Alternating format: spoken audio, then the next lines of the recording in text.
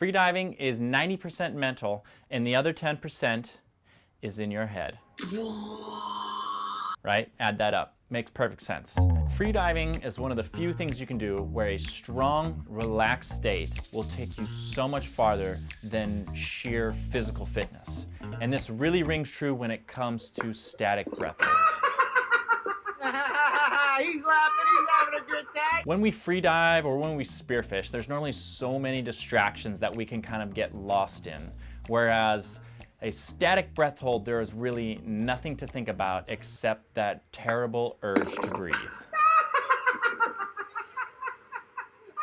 I hate that clown. The breathing demons suck, but you don't want to give them any more satisfaction than they already have. You're gonna die, clown! Build yourself some mental tactics to push your thoughts away from the suck and onto something else. You don't play with raw emotion.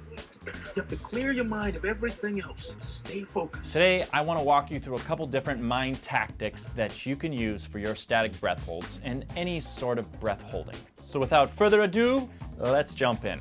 Technique number 1, go to sleep. After your peak inhale, this is going to be the most enjoyable, most relaxing part of the breath hold. So take advantage of this. Simply try to relax everything and just let the mind become a blank slate. Do not place focus on any one thing in particular, especially as thoughts may enter the mind. If you start to get racing thoughts come in, note the thought, set it aside, and go right back to relaxing. Again, we don't want to focus on any particular thought, maybe any particular sensations, any particular sounds. We just want to be a blank slate, absorbing everything all at once. So as soon as you get that terrible urge that says, man, this really sucks and I don't want to be here, note it, set it aside, and go back to relaxing. Some days it really doesn't work. Some days the mind is just racing and it's really hard to just relax. And some days you'll close your eyes and 3 minutes will just go by and it feels like 5 seconds went by. Just to embrace the fact that each day is different, and this is a good tactic to use at the very beginning of the breath hold when you're feeling best, and it really helps pass time quickly. Now, step 2, the body scan. The body scan is a great distraction technique and also a great way to isolate tension in the body. I like to tell myself that I'm feeling a warm, soft sensation at the top of my head, and as it melts through my body, it's relaxing each and every muscle as it works all the way from head to toe. But the big thing here is we're just going to be scanning one by one, and not only using this scanning as a distraction, but using it to find tension. Because a lot of times through these breath holds, we start to gain tension in the body and we don't even realize it. The most common places are going to be in the back of the neck. The neck kind of tenses up, the shoulders will kind of come up. Sometimes we get a little tension in the core. So those are the big ones to keep checking back into. And after you do a full scan of the body, work right back up from the bottom all the way up to the top. Technique number 3. Sing yourself a song. We're gonna skate to one song only. What you gonna do with all that junk? What is your favorite song? Preferably pick a song that you know all the lyrics to. Sing it in your head and sing it as slowly as you possibly can. Kind of hit every single note. Sometimes if you pick the same song and you keep doing it, you kind of have a good idea of how the breath hold is going. Oftentimes when I first start to get that urge to breathe, that's when I'll start singing faster. So make sure you don't speed up. If you start to get those urges to breathe, check back in and make sure to sing the song slower in your head. No one knows what it means, but it's provocative. No, it's not. It Gets the people going. Technique number 4. Go to your happy place. Happy place. Your happy place. If you could be anywhere in the world right now, where would you be? What is the significance of this place to you? What time of day is it? What's the weather like? What sort of colors are there? What sort of smells are there? How are you interacting with this environment? Now, how do you feel? Better. So I normally like to implement this shortly after the breath hold starts. So I'll take my peak inhale, I'll do a quick body scan to make sure everything's relaxed, and once I know that, I will basically build out a scene in my mind, thinking about every last minute detail. Oftentimes it can be good to recreate the same scene every time, or you can kind of build out different ones. Yeah! Technique number 5, your morning routine. So after you take your peak inhale, maybe a quick body scan, and then immediately go into your morning routine. What do you do when you first wake up? Maybe your stretches, what time of day is it, slowly getting out of bed, making coffee. Slowly go through your morning routine. The more details that you can create, the more specific that you can get, the better. Hello, Peter. What's happening? Now, if your morning routine requires you getting ready for work and that pisses you off, I'd highly recommend not doing that. Yesterday, the worst day of your life? Yeah. Wow, that's messed up. Next, and this is a fun one, cutting the alphabet. So, right now, close your eyes. Imagine that you're at a table, seated. In front of you is a big stack of paper. You're going to pick up a piece of paper. You're going to grab said scissors, and you are going to cut out the letter A.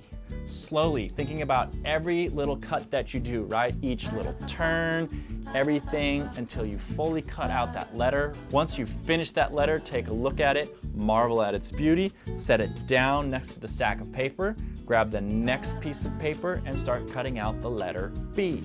Again, every little detail of every little cut. Imagine cutting out these letters and go through the entire alphabet. Think of something technical or detailed that you can do. Let's say you're Chris Cheesen and you like to shape surfboards. So what could this be? What kind of surfboard am I going to make? What kind of shape is this surfboard going to be? What sort of dimensions am I going to need? How am I going to cut this thing out? What tools am I going to use? The feeling of the planer going across the surfboard. I personally never built a surfboard, so I don't know, but Chris Cheesen told me to add this. So again, think about something that you do that's technical. Once you enter the fight phase, or as some people maybe would like to call it, a better name, the negotiation phase, it can be hard to kind of keep up with a lot of these things. Now, this is a good time to get back into the body scan and start checking around for different areas of the body that have tension. Because if you're in the negotiation phase, most likely there's a lot of tension going on in the body. While maybe it feels good to give in to those feelings and actually tense up, you have to realize that it's actually not going to help you. Anytime you exercise a muscle while holding your breath, that muscle is going to consume oxygen, and you want to save oxygen. So as kind of counterproductive as it can feel sometimes, you don't want to give in to these urges to tense up, and always just check back in, make sure everything is nice and relaxed. So body scan is a good place to kind of turn back to when things maybe aren't feeling so good and start falling apart. The last thing I would suggest focusing on is time.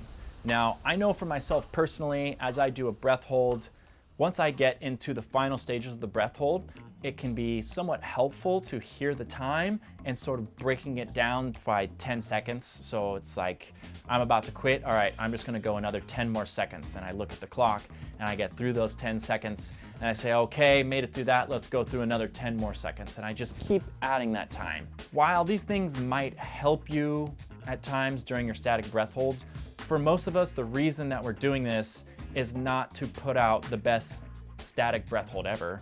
It's really to help increase our breath hold so we can use this stuff for our free diving and actually in the field, in the water, real use. And you're not gonna be looking at a clock when you're doing these things. It's up to you if you wanna look at time for these statics and whatnot. In general, you don't really want to rely on a clock to have a better time. So there you have it. There's a bunch of different strategies to work for mindfulness while doing your static breath holds. Now, a lot of these too, you could actually do these while free diving, line diving. I often kind of will sing songs in my head as I do a dive.